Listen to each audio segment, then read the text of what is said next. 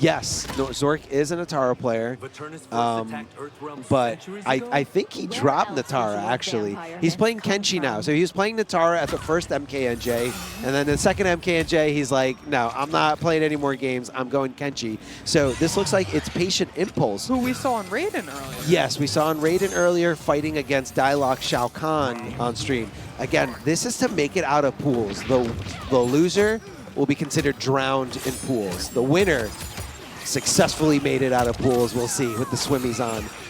So Zork playing Kenshi now. He was playing Nitara and just felt like Nitara was just not good enough. I don't want to say not good enough, but maybe just didn't mesh well with him. And he was finding a lot more success, a lot more comfort with Kenshi. But I mean, look at this movement that Patient Impulse had over every single one of Sento's moves right there, able to use the dash with Nitara. I mean, that's one thing that we see out of Nitara, is she has some of the best, if not the best, movement in the game. Oh, yeah. As long as you're able to get down those air dashes and know when to use them. 100%. I'm going to go ahead and get the back throw, stick Kenshi in the corner. She wants to make it as hard as possible for Kenshi to be able to pull out Sento. Yeah, yeah. And she's got movement, mobility, all this crazy thing. Like, she doesn't have to go in unless she wants to go in. And, you know, Kenshi's got some things like the Demon Drop. I don't know how high that hits because Nitara is one of the only characters that goes up that high, able to load up that sword stance here. The Sento coming out of here. Nitara just backdashing out of trouble, and Zork trying to get a quick little projectile to connect. Does get something to go. There's only 8 seconds left. Fatal blow too, but it doesn't need to spend it right there. And really smart game knowledge, knowing that he can finish out that combo and not have to spend it. I mean, oh, Patient Impulse, I just noticed, is sitting on 900 health. That is a huge deficit. Big deficit here for Nitara. I mean, look, tons of movement, tons of mobility. I don't think it's a character that's going to be very strong early game, but I think later as the game develops, we're going to see some crazy dirt with this character. And again, she picks when she wants to fight. She can have so much movement going backwards. You don't really want to overextend it. If you don't have anything to really contest up high, it's tough to force her to come to you.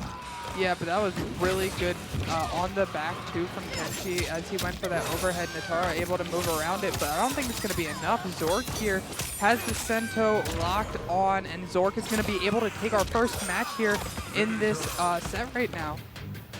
Yeah, and again, it could be a surprise pick from Patient Impulse. Like, you know, maybe he doesn't know how to do it, Nitara. But Zork was like, I was there a month ago, man. I was trying to play this character, and it just wasn't doing it for me. I mean, we're going back to character select. So yeah. We might see the switch over here to Raiden. Now, if Raiden Cyrex, spin a win? Yeah, we'll see if we get spin to win. Now, if he does switch characters, that does give Zork the opportunity to switch cameos if he'd like. But I don't think I see Zork switching the cameo. He seemed very, very, very comfortable with that Kenshi Cyrex. Yeah, Kenshi Cyrex looking like that's going to be the main for Zork. I mean, we've seen Kenshi Cyrex, we've seen Kenshi Sub-Zero. He's sticking it out here. We're seeing Raiden Goro. So, you know, that could mean more combo potential with the pop-ups. Yeah. Trying to stay a little bit more safe. Maybe it's something specific to this matchup. Maybe something specific to, oh, you know what it is? There's tech. There's tech against the Cyrex helicopter that keeps you safe. But I don't really feel like that applies a lot as a Kenshi player. But Goro can come out while you summon Cyrex. Your opponent can recognize summoning of Cyrex, summon Goro, and stop Cyrex in your tracks while you overcommit to something unsafe. But I feel like Zork uses it more to just kind of get Sento set up, not really to do something super unsafe. Yeah, I feel like we haven't really seen much. I don't think Cyrex was the problem that Patient Impulse was having in the last match. I don't think that it necessarily was worth going for the counter pick just straight for a cameo. I mean, that's just what I'm seeing. That's what I'm recognizing. And I'm sorry, I don't agree with that break at all. A little too late, like way deep into the game, a huge life deficit. And it's not like Kenshi's someone who doesn't have options up close or from far away. I just don't agree. Just didn't agree. It wasn't a do or die situation. Hold on to your meter for the next round, but that's okay. Mistakes happen, you know, you get nervous. Yeah, and I mean, we see the same thing that we saw with Cyrax with the Storm Cell with Goro. He's able to keep it safe with that up punch, but it's just not going to give the chip that Cyrax gives. Yeah, yeah, you're not going to get the chip, and on top of that, you're not going to get that overwhelming pressure either. Right. You are still going to get a launcher out of Goro, though. He's able to just throw you nice across the screen, and Raiden able to recapture after that. But I'm curious to see what Patient Impulse uses Goro with here as he opens up. Oh, didn't quite believe in the string. Didn't believe in the string, didn't believe in the gods. Backing off. Now, Kenshi's got one of the best backdashes in the game. A lot of things that a lot of characters cannot backdash, and Kenshi can. And it's all about, you know, that startup and how fast he gets from point A to point B. We saw Pulse trying to do a little bit of that, matchup-specific things, but it looked like he kind of mistimed that just a little bit. Opened up by the low, forced to come off that break, forced to come off those 3 bars. Oh, big whiff allows Kenshi to jump out, but Kenshi here is going to be able to put on the pressure, gets the Sento out, and now you have to block for your life. Patient Impulse was able to get the Sento down with the projectile, does it again. Really smart gameplay there, and is going to get Sento off the screen as soon as possible. You don't want to be in a Sento sandwich. No, definitely don't want to be in the Sento sandwich. Not a fun place to be. And right now, Patient Impulse looking to run away with this. Did have tons of bar to make the damage possible.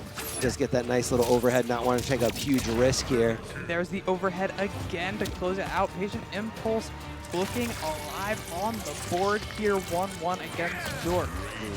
Is this a loser set? Yes, this is a loser set. We saw Patient Impulse lose a little earlier to Dialogue Shao Kahn Kano, and Zork, I believe, lost to Skeezer right before Skeezer had to play Sonic Fox. Right, okay, so both of these players right now are fighting to stay in the bracket. Okay? Yes, they're fighting to get out of their pools on the loser side. Loser's quarterfinals match here is what we're seeing.